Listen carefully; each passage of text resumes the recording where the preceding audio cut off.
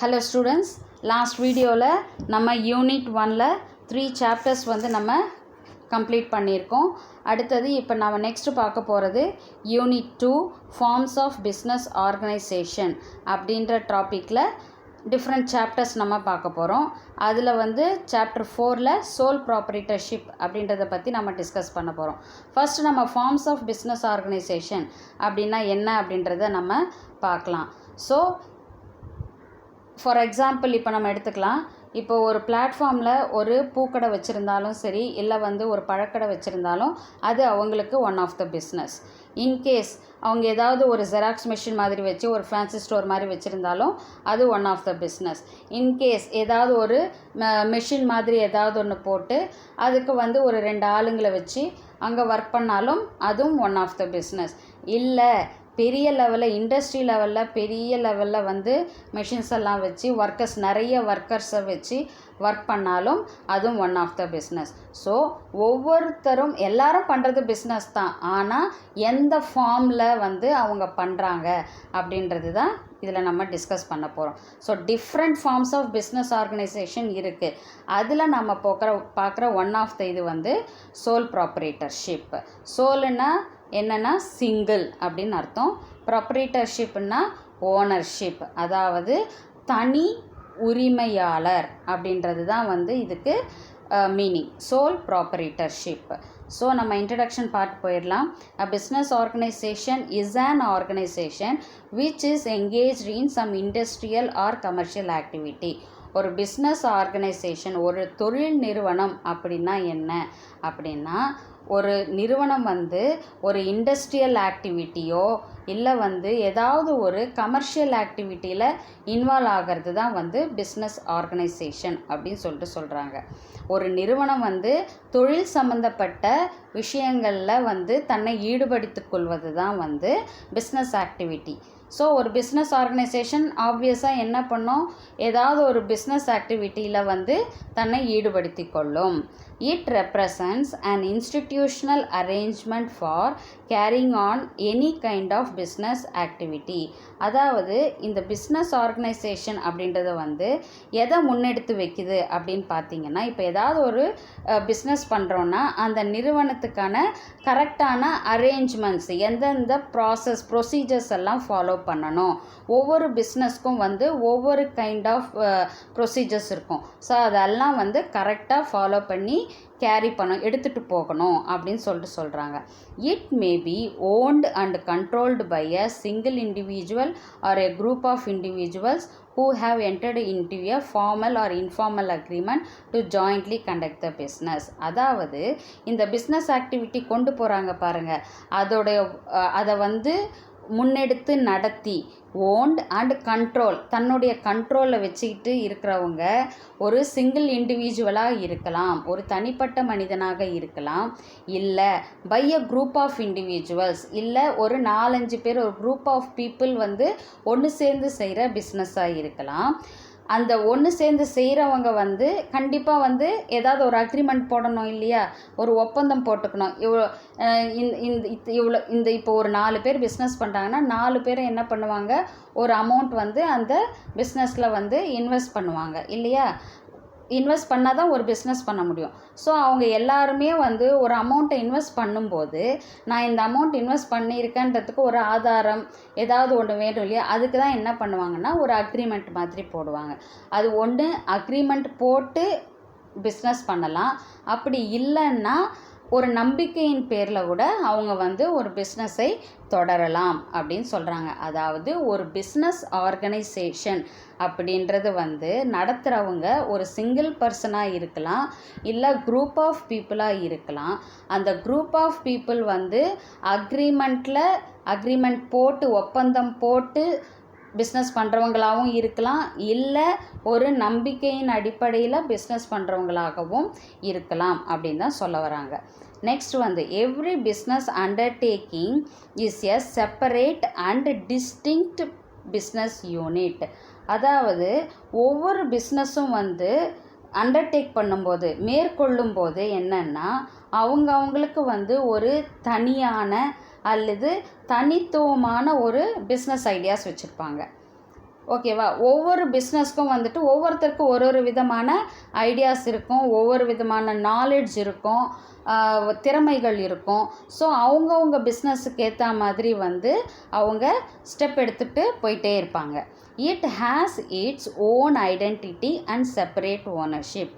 So இப்போ அந்த மாதிரி அவங்களுடைய ஓன் ஐடியாஸ், அவங்களுடைய ஸ்கில்ஸ், அவங்களுடைய திறமைகளை வைத்து வந்து ஒரு பிஸ்னஸை செய்யும்போது அவங்களுக்குன்னு ஒரு தனி அடையாளம் இருக்கும். அதே சமயத்தில் ஒரு தனிப்பட்ட ஒரு ஓனர்ஷிப்பு, செப்பரேட் ஓனர்ஷிப் இருக்கும். வணிகத்தில் ஒரு சிறந்த ஒரு பகுதியாக வந்து அவங்க வந்து தனித்துவமாக வந்து அவங்க தெரிவாங்க.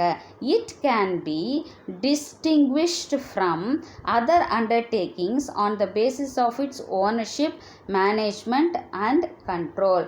அதாவது இந்த பிஸ்னஸ் அப்படின்றது வந்து இட் கேன் பி டிஸ்டிங்விஷ்ட், அதாவது சிறந்து விளங்குவது அப்படின்றது வந்து எப்படின்னா on the basis of its ownership, அதாவது எப்படி வந்து அவங்க வந்து தன்னுடைய பிஸ்னஸை வந்து கொண்டு போகிறாங்க. அதே மாதிரி மேனேஜ்மெண்ட், எப்படி நிர்வாகம் பண்ணுறாங்க, மேனேஜ் பண்ணுறாங்க. அண்ட் எப்படி வந்து தன் பிஸ்னஸை கரெக்டான பாலிசிஸ், கரெக்டான ரூல்ஸ் அண்ட் ரெகுலேஷன்ஸோட கொண்டு போகிறாங்க அப்படின்றத பொறுத்து ஒவ்வொருத்தருடைய பிஸ்னஸும் அமையும் அப்படின்ட்டு சொல்கிறாங்க. அடுத்தது அக்கார்டிங் டு வீலர், அதாவது ஒவ்வொரு ஆத்தரும் வந்து அவங்களோட அபிப்பிராயங்களை வந்து சொல்லியிருப்பாங்க. ஸோ ஆத்தர் வீலர் அப்படின்றவரோட இந்த ஆர்கனைசேஷன், பிஸ்னஸ் ஆர்கனைசேஷன் பற்றின அவருடைய அபிப்பிராயத்தை வந்து அவர் வந்து ஒரு டெஃபினேஷனாக கொடுத்துருக்காரு. அவர் என்ன சொல்லியிருக்காரு அப்படின்னு பார்க்கலாம். Business undertaking is a concern company or enterprise which buys and sells, is owned by one person or a group of persons and is managed under a specific set of operating policies. சிம்பிளாக கொடுத்துட்டாங்க. அவர் என்ன சொல்கிறாரு, business undertaking is a company enterprise, அதாவது ஒரு business அப்படின்றது வந்து ஒரு கம்பெனியாக இருக்கலாம், இல்லை வந்துட்டு ஏதாவது ஒரு என்டர்பிரைசஸ், எல்லாமே ஒரே மீனிங் தான். ஒரு நிறுவனமாக இருக்கலாம், இல்லை ஒரு தனியார் நிறுவனம், what ever it may B. அங்கே என்ன இருக்கும், விச் பைஸ் அண்ட் செல்ஸ், அதாவது அந்த இடத்துல வந்து ஒரு வாங்குவதும் விற்பனை செய்வதும் அப்படின்ற விஷயம் வந்து அங்கே இருக்கும். Is owned by one person or a group of person. அந்த பிஸ்னஸை நடத்துகிறவங்க வந்து சிங்கிள் பர்சனாகவும் இருக்கலாம், இல்லை குரூப் ஆஃப் பர்சன்ஸாகவும் இருக்கலாம். And is managed under the specific set of operating policies, அதாவது அதனுடைய நிர்வாகம் இருக்கும் இல்லையா, மேனேஜ்மெண்ட் வந்து அவங்களுக்குன்னு ஒரு செட் ஆஃப் ரூல்ஸ், பாலிசிஸ், இந்த ரூல்ஸ் படி தான் நம்ம கம்பெனியை நடத்தணும், இந்த பாலிசிஸ் எல்லாம் நம்ம ஃபாலோ பண்ணணும் அப்படின்னு அந்த ஸ்பெசிஃபிக்காக ஒரு சில ரூல்ஸை வந்து அவங்க போட்டு வச்சுருவாங்க. ஸோ இதை தான் வந்து அவர் பிஸ்னஸ் அப்படின்றத வந்து அவர் சொல்கிறாரு. அதாவது அக்கார்டிங் டு வீலர், பிஸ்னஸை மேற்கொள்வது அப்படின்னா என்ன, பிஸ்னஸ் அண்டர்டேக்கிங் அப்படின்றது என்னன்னா, அது ஏதாவது ஒரு கம்பெனியாக இருக்கலாம். அந்த கம்பெனியில் என்ன இருக்கும், ஒரு வாங்குவதோ விற்பதோ அப்படின்ற ஒரு செயல் அங்கே இருக்கும். அது செய்கிறது வந்து ஒரு பர்சனாக இருக்கலாம், இல்லை குரூப் ஆஃப் பீப்புளாக இருக்கலாம். அதே சமயத்தில் அதனுடைய நிர்வாகம் வந்து கரெக்டான பாலிசிஸ், ரூல்ஸ் அண்ட் ரெகுலேஷன்ஸை செட் பண்ணி அதுக்கேற்ப அவங்க அந்த பிஸ்னஸை செய்வாங்க அப்படின்றது தான் வந்து வீலர் அப்படின்ற ஒரு ஆத்தர் வந்து சொல்லியிருக்கிறாரு. So, all business undertakings are directly or indirectly engaged in the transfer or exchange of goods and services for value. அதாவது ஒவ்வொரு பிஸ்னஸும் வந்து எதுக்கு செய்கிறாங்க அப்படின்னு பார்த்தீங்கன்னா, அது ஒரு டைரக்டாவோ இல்லைன்னா வந்து இன்டைரக்டாவோ என்ன பண்ணும், ஒரு பொருளை வந்து இன்னொருத்தருக்கு எக்ஸ்சேஞ்ச் பண்ணுறது, அதுதான் நடக்கும். ஒரு பிஸ்னஸ்னாலே என்னது, ஒரு பொருளை உற்பத்தி செய்கிறதோ இல்லை ஒரு பொருளை வந்து எங்கேயாவது வாங்கி இன்னொருத்தருக்கு அது விற்கிற மாதிரி இருந்தால் மட்டும்தான் வந்து நம்ம என்ன சொல்கிறோம், பிஸ்னஸ்ன்னு சொல்கிறோம். அது வந்து பொருளாக இருக்கலாம், இல்லை வந்து சர்வீசஸாக இருக்கலாம். ஆனால் அதுக்குன்னு என்ன இருக்கும், ஒரு வேல்யூ, அதுதான் மணி வேல்யூ, அதுக்குன்னு ஒரு வேல்யூ இருக்கும் அப்படின்னு சொல்கிறாங்க. They deal in goods and services on a regular basis. ஒரு பிஸ்னஸ் அப்படின்னும் போது நம்ம ஆல்ரெடி நம்ம பார்த்துருக்கோம். ஒன் டைம் பண்ணுற பிஸ்னஸ் வந்து ஒன் டைம் வந்து கொடுக்கல் வாங்கல் இருக்கிறது, வாங்குறதோ விற்கிறதோ இருந்தால் அது பிஸ்னஸ் கிடையாது. ரெகுலர் பேசிஸில் ஒரு வாங்குவதோ விற்பனையோ வந்து நடந்தால்தான் அதுதான் வந்து பிஸ்னஸ் அப்படின்னு சொல்கிறாங்க. Their main motive is to earn profit. அவங்களுடைய மெயின் எய்ம் என்னவாக இருக்கும்? லாப நோக்கம், ப்ராஃபிட் ஏர்ன் பண்ணுறதா மட்டும்தான் இருக்கும். And they are exposed to various types of risk. நம்ம ஆல்ரெடி இதுவும் நம்ம டிஸ்கஸ் பண்ணியிருக்கோம்.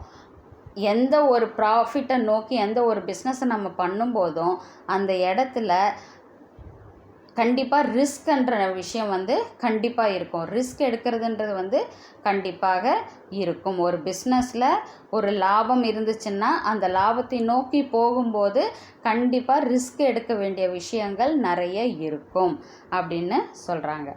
நெக்ஸ்ட்டு பார்க்க போகிறது சோல் ட்ரேடிங் பிஸ்னஸ். இப்போ சோல்னால் நான் ஆல்ரெடி சொல்லியிருக்கேன், சிங்கிள். ஓகேவா? ஸோ சிங்கிள் ட்ரேடர் பிஸ்னஸ் பற்றி தான் நம்ம இப்போ பார்க்க போகிறோம். Sole proprietorship is a form of business organization in which an individual introduces his own capital, uses his own skill and intelligence in the management of its affairs and solely responsible for the results of its operations.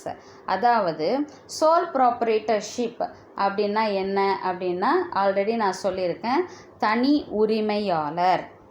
ஓகேவா? Single person, அவர் தான் வந்து அந்த பிஸ்னஸ்க்கு உரிமையாளர். Is a form of business organisation. இது one of the business organisation in which sole அப்படின்னும் போதே, single என்னும் போதே ஒரே ஒரு பர்சன் தான் வந்து என்ன பண்ண முடியும், அந்த பிஸ்னஸில் வந்து மணி இன்வெஸ்ட் பண்ண முடியும். அவர் ஒருத்தர் தான் வந்து இன்வெஸ்ட் பண்ணுவார். ஓன் கேபிட்டல், இந்த இடத்துல கேபிட்டல் அப்படின்றது வந்து முதலீடு. ஒரு பிஸ்னஸில் ஒரு இன்வெஸ்ட் பண்ணுறது, அதை தான் நம்ம கேபிட்டல்னு இந்த இடத்துல சொல்கிறாங்க. இன்ட்ரடியூசஸ் ஹிஸ் ஓன் கேபிட்டல், அவனுக்கு சொந்தமான பணத்தை வந்து பிஸ்னஸில் இன்வெஸ்ட் பண்ணுறது. யூசஸ் ஹிஸ் ஓன் ஸ்கில், அவனுக்குன்னு இருக்கிற தனித்துவமான ஸ்கில்லை வந்து வெளிப்படுத்துவாங்க. அதே மாதிரி இன்டெலிஜென்ஸ், அதுக்கான நாலேஜ் வந்து அவங்க கையில் இருக்கும். அவங்களுடைய திறமையையும் அறிவையும் அவங்களுடைய ஓன் இன்வெஸ்ட்மெண்ட்டை வச்சு தான் வந்து ஒரு சிங்கிள் ப்ரொப்ரைட்டர்ஷிப்பாக வந்து அவங்க ஒரு பிஸ்னஸை பண்ண முடியும். இந்த மேனேஜ்மெண்ட் ஆஃப் இட்ஸ் அஃபேர்ஸ்னால் ஒவ்வொரு டிரான்சாக்ஷனையும் வந்து அவங்க தான் வந்து என்ன பண்ணணும், ஒவ்வொரு விஷயங்களையும் அவங்க தான் நிர்வாகம் பண்ணணும். And is solely responsible for all it's operations. ஒவ்வொரு பிஸ்னஸில் நடக்கிற ஒவ்வொரு செய்கைகளுக்குமே யார் பொறுப்பாளராக இருப்பாங்க, அந்த ஒரே ஒரு பர்சன் தான் வந்து பொறுப்பாளராக இருப்பாங்க. ஸோ சோல் ட்ரேடர் அப்படின்னாலே அவர் ஒரு single person. So single person என்னும்போது அவர் தான் வந்து அவருடைய கை காசு போட்டு தான் அவர் வந்து இன்வெஸ்ட் பண்ணுவார், கேபிட்டல் போடுவார். அதே மாதிரி அவருடைய ஸ்கில், அவருடைய இன்டெலிஜென்ஸ், அவருடைய திறமையையும் அறிவையும் பயன்படுத்தி அந்த பிஸ்னஸை வந்து அவர் நடத்துவார். அதே சமயத்தில் நிர்வாகமும் அவர் மட்டும்தான் பண்ணுவார். அண்ட் ஒவ்வொரு பிஸ்னஸில் நடக்கிற ஒவ்வொரு ஆக்டிவிட்டீஸ்க்கும் பொறுப்பாளரும் யார், அவர் ஒருத்தர் மட்டும்தான். The individual alone may run the business or may obtain the assistance of employees. அதாவது அந்த இண்டிவிஜுவல், அந்த தனி மனிதன் மட்டும்தான் என்ன பண்ணுவாங்க, அந்த பிஸ்னஸை ரன் பண்ணுவாங்க. அப்படி இல்லை அப்படின்னா வேறு யாராவதோட ஒரு ஹெல்ப்பை வந்து அவங்க எடுத்துக்குவாங்க. அதாவது யாராவது 1-2 பேரை வந்து அந்த கடையில் வச்சு ஒரு ஒர்க்கராக வச்சு அவங்க வந்து அந்த வேலையை வாங்கிப்பாங்க. ஆனால் ஓனர் வந்து யார், அவர் ஒருத்தர் மட்டும்தான். புரியுதுங்களா? இதுதான் வந்து soul ப்ராப்ரைட்டர்ஷிப். It is the first stage in the evolution of the forms of business organization and is thus the oldest among them. So ஒரு ஃபார்ம்ஸ் ஆஃப் பிஸ்னஸ் ஆர்கனைசேஷனில் வந்து இதுதான் வந்து ஃபஸ்ட்டு ஸ்டேஜ். ஃபஸ்ட்டு ஸ்டேஜ் ஒரு தனிப்பட்ட மனிதன் வந்து ஒரு பிஸ்னஸ் ஆரம்பிக்கிறது அப்படின்றது தான் வந்து இந்த ஃபார்ம்ஸ் ஆஃப் பிஸ்னஸ் ஆர்கனைசேஷனில் first stage.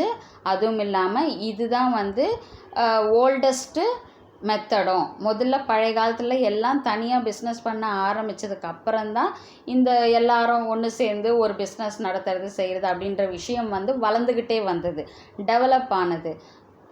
So sole proprietorship is the first stage. இதுதான் ஒரு first stage in the forms of business organisation.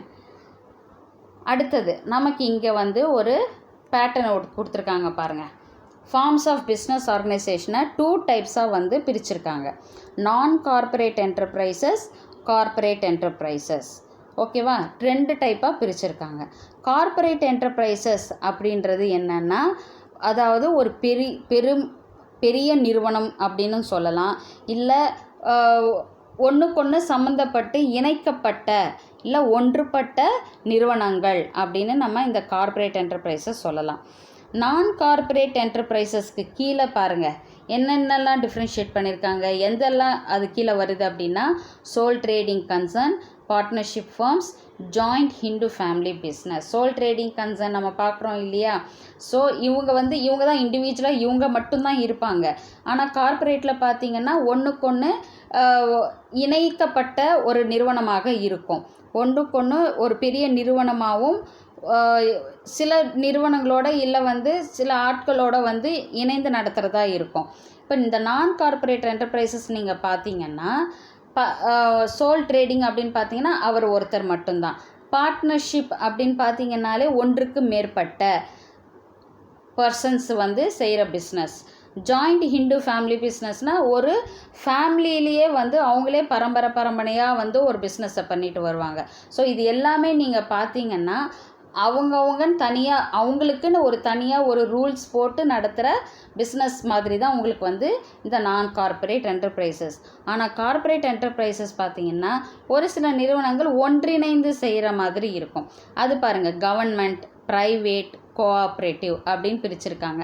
இப்போ கவர்மெண்ட்டு நீங்கள் பார்த்தீங்கன்னா அது கீழே பப்ளிக் அண்டர்டேக்கிங்ஸ், பொது நிறுவனங்கள்லாம் இருக்கும் இல்லையா, அதுதான் வந்து பப்ளிக் அண்டர்டேக்கிங்ஸில் வரும். பப்ளிக் யூட்டிலிட்டிஸ், அதாவது பொதுவாக இருக்கின்ற பயன்பாடுகள், டிரான்ஸ்போர்ட்டேஷன் இதெல்லாம் இருக்குது இல்லையா, இதெல்லாம் வந்து கவர்மெண்ட் கண்ட்ரோலில் வரும். ப்ரைவேட்டுன்னு பார்த்தீங்கன்னா ஜாயிண்ட் ஸ்டாக் கம்பெனிஸ், அதாவது கூட்டு பங்கு நிறுவனம் அப்படின்னு சொல்லுவாங்க. கோஆப்ரேட்டிவ் அப்படின்னா கூட்டுறவு. ஸோ பல சின்ன ஒர்க்கெல்லாம் வந்துட்டு அவங்க என்ன பண்ணுவாங்கன்னா ஒன்றிணைந்து வந்து செய்வாங்க. இந்த வில்லேஜ் கூட்டுறவு வங்கி இதெல்லாம் நீங்கள் பார்த்துருப்பீங்க. இதெல்லாம் வந்து சின்ன கிராமங்களில் வந்து அங்கங்கே வச்சு அந்த கோஆப்ரேட்டிவ் சொசைட்டி மாதிரி வச்சு அங்கே இருக்கிற மக்களுக்கு வந்து சேவைகளை செய்வாங்க.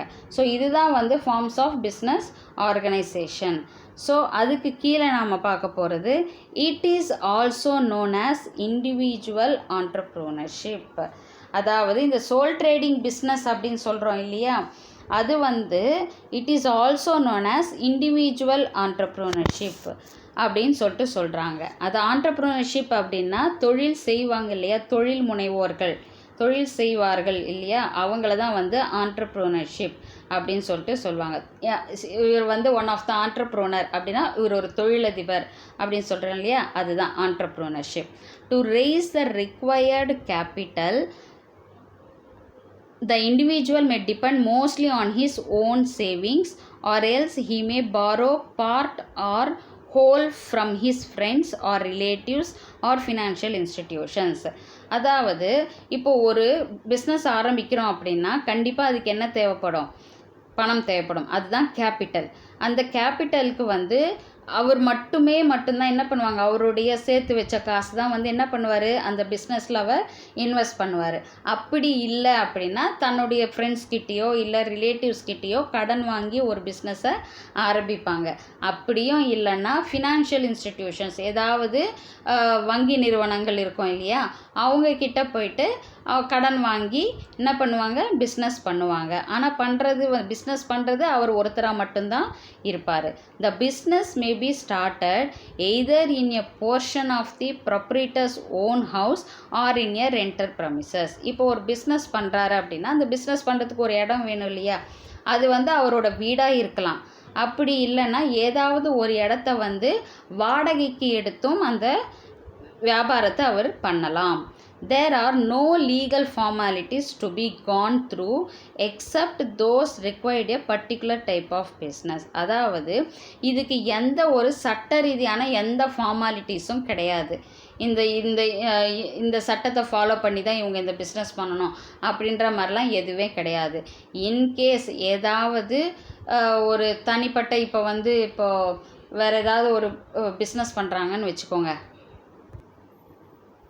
ஃபார் எக்ஸாம்பிள் இப்போது லீகல் ஃபார்மாலிட்டிஸ் வந்து சாதாரண பிஸ்னஸ் பண்ணுறவங்க வந்து எந்த ஃபார்மாலிட்டிஸும் ஃபாலோ பண்ண வேண்டியதில்லை. இன்கேஸ் ஏதாவது ஒரு மெடிக்கல் ஷாப் வைக்கிறதோ இல்லை வந்து ஏதாவது ஹோட்டல் வைக்கிறாங்க அப்படின்னு வச்சுக்கோங்க. அப்போ வந்து அந்த உணவு சம்மந்தப்பட்ட விஷயம்னா ஹெல்த் டிபார்ட்மெண்ட் கிட்டேருந்து பர்மிஷன் வாங்கணும், செய்யணும். இல்லை மெடிக்கல் ஷாப் வைக்கிறாங்கன்னா அந்த மெடிக்கல் ரிலேட்டட் பிஃபார்ம் முடித்தவங்க யாராவது அந்த மெடிக்கல் ஷாப்பில் வந்து ப்ராக்டிஸ் பண்ணவங்க மட்டும்தான் மெடிக்கல் ஷாப் வைக்கணும். ஸோ ஒரு சில ரூல்ஸ் அண்ட் ரெகுலேஷன்ஸ் இருக்கும். அந்த ரூல்ஸ் அண்ட் ரெகுலேஷன்ஸ் எல்லாம் என்ன பண்ணணும், அவங்க கொஞ்சம் ஃபாலோ பண்ணுற மாதிரி இருக்கும். மற்றபடி எந்த சட்ட ரீதியான ஃபார்மாலிட்டிஸும் ஃபாலோ பண்ண வேண்டிய அவசியம் இல்லை. இப்போ வந்து ஒரு ஃபேன்சி ஸ்டோரை வச்சுருக்காங்கன்னா அந்த இடத்துல எந்த லீகல் ஃபார்மாலிட்டிஸ் ஒன்றும் கிடையாது.